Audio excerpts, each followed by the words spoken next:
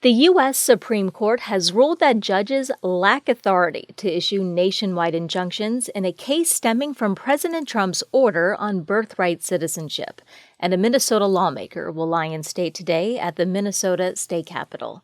Good afternoon. I'm Windsor Johnston from NPR News, and here are today's top stories. The U.S. Supreme Court has handed President Trump a major victory in his effort to end birthright citizenship. In a 6-3 decision, the justices ruled that the federal courts lack broad authority to grant nationwide injunctions, but did not weigh in on the constitutional merits of Trump's executive order to end birthright citizenship. Amanda Frost, a legal scholar at the University of Virginia, spoke to NPR shortly after the ruling was handed down this morning. As a result of this decision, now, while individual plaintiffs could win relief, each and every person affected would have to sue in order to get relief. And in other words, an administration that's violating the law could lose a case and yet nonetheless apply the policy across the nation. Trump's executive order on birthright citizenship aims to deny citizenship to U.S.-born children of people living in the country without legal status. In a separate case, the Supreme Court upheld the provision of the Affordable Care Act that provided free preventive care for millions of Americans. The vote was 6-3, with Chief Justice John Roberts and Justices Amy Coney Barrett and Brett Kavanaugh joining the court's 3 liberals in the majority. President Trump is turning up the pressure on congressional Republicans to vote for his massive tax cut and spending bill. Trump held an event at the White House last night to urge the Senate to pass the bill.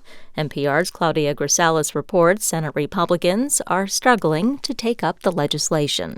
Senate Majority Leader John Thune privately told his GOP conference that he does not currently have the 50 votes needed to pass a massive spending package, according to a source granted anonymity to discuss the details of a private meeting. The update came after the nonpartisan Senate parliamentarian told Republicans that several key tax provisions have to be removed from the bill. That marks a major blow to Republican efforts to cut spending to pay for the plan. It carries the bulk of President Trump's domestic agenda. Trump has pushed congressional Republicans to get the legislation to his desk by the 4th of July holiday. Claudia Grisales, NPR News, the Capitol. Lawmakers on Capitol Hill appear divided on the Pentagon's latest assessment of recent U.S. airstrikes on Iranian nuclear facilities. Members of the Senate were briefed by the Trump administration on Thursday. Minority Leader Chuck Schumer says there was no coherent strategy. No end game, no plan, no detailed plan on how Iran does not attain a nuclear weapon. Republican Senator Ron Johnson defended President Trump's decision to attack Iran. I, for one, am comforted by having a president who is decisive, who took action to protect America, to protect our ally Israel, and at least for a while take away the threat of a nuclear Iran. Members of the House are scheduled to receive a briefing later today. Both the Pentagon and the White House have praised the airstrikes, calling them historically successful. The number of people detained by Immigration and Customs Enforcement has been rapidly increasing. NPR's Meg Anderson reports the Trump administration has now surpassed its previous high, which was reached during his first term in 2019. On average, more than 55,000 people are now held in ICE custody every day, according to data from the administration. Historical data collected by the Marshall Project suggests that number, met just this month, is the highest ever recorded. What's more, it is nearly 15,000 more people than what ICE is currently funded for. Immigration experts say a big driver of the growth in how many people are detained comes from a shift in priorities.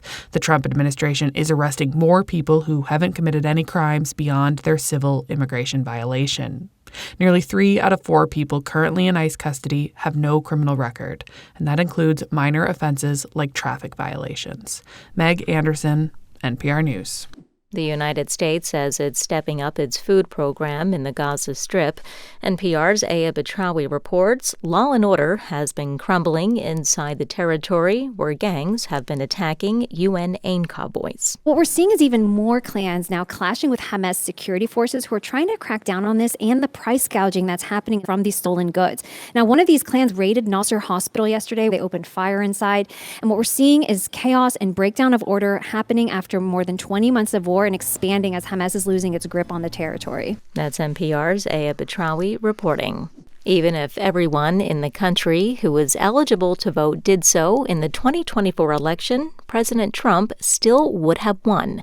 NPR's Domenico Montanaro has more on a study conducted by the Pew Research Center after the election. Historically, higher turnout was thought to be better for Democrats because younger voters and non-white voters lean left, and they traditionally vote at lower rates. But of the thousands of people that Pew interviewed who didn't vote in the 2024 presidential election, 44% said they preferred Trump, while 40% said they would have rather seen Democrat Kamala Harris in the White House. So even if everyone who could have voted did, Trump's overall very narrow popular vote win would have expanded from 1.5 percentage points to 3. That's a reversal from the last two presidential elections when non-voters said they preferred the Democratic candidates. The finding was part of an almost 9,000-person Pew survey conducted in the weeks after the presidential election. Domenico Montanaro, NPR News, Washington. Representative Melissa Hortman and her husband will lie in state in the Minnesota Capitol Rotunda today. Dana Ferguson of Minnesota Public Radio reports they were killed in an apparent political assassination 2 weeks ago. State Representative Melissa Hortman and her husband Mark will lie in state Friday in the Capitol Rotunda, and members of the public can pay their respects. Hortman will be the first woman to lie in state there. Just 19 other state officials have been given the honor. The Hortmans' golden retriever, Gilbert, who was also killed in the attack, will be with them in the rotunda. Private funeral services for the Hortmans will be held tomorrow and video streamed for the public to watch. The shooter who killed the Hortmans and injured another state lawmaker and his wife is in jail and faces murder charges. I'm Dana Ferguson in St. Paul. Closing arguments are underway in New York in the trial of Sean Diddy Combs. Prosecutors have spent weeks presenting evidence that the hip-hop mogul is guilty of sex trafficking and racketeering conspiracy. NPR's Isabella Gomez Sarmiento reports. Prosecutor Christy Slavic spent hours connecting the dots between all of the victims' crimes and evidence presented to the court for the last month and a half. Slavic explained to the jury that in order to convict Combs of sex trafficking, they need to believe he sexually coerced each alleged victim once. She detailed numerous times Combs' ex-girlfriends testified that they felt pressured by Combs to participate in encounters with male sex workers. Slavic also listed off examples of 8 crimes that fall under racketeering conspiracy. They include arson, kidnapping, and bribery. Jurors need to believe Combs and his employees agreed to commit 2 of those crimes to convict him. Isabella Gomez Sarmiento, NPR News. Longtime American Vogue editor-in-chief Anna Wintour has announced that she's moving away from her position, but she'll continue in her roles at Condé Nast and for Vogue. NPR's Elizabeth Blair reports. Anna Wintour is believed to be the inspiration for the Boss from Hell character Miranda Priestley in the novel and movie The Devil Wears Prada. The novel was written by one of Wintour's former assistants. The shoes the next Vogue editor-in-chief will need to fill will certainly be elegant and expensive.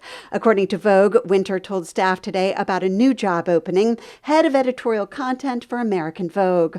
Wintour's plate has been full in recent years. In addition to the day-to-day editing of American Vogue, she oversees almost all of Condé Nast's other brands, including Wired, Vanity Fair, and GQ.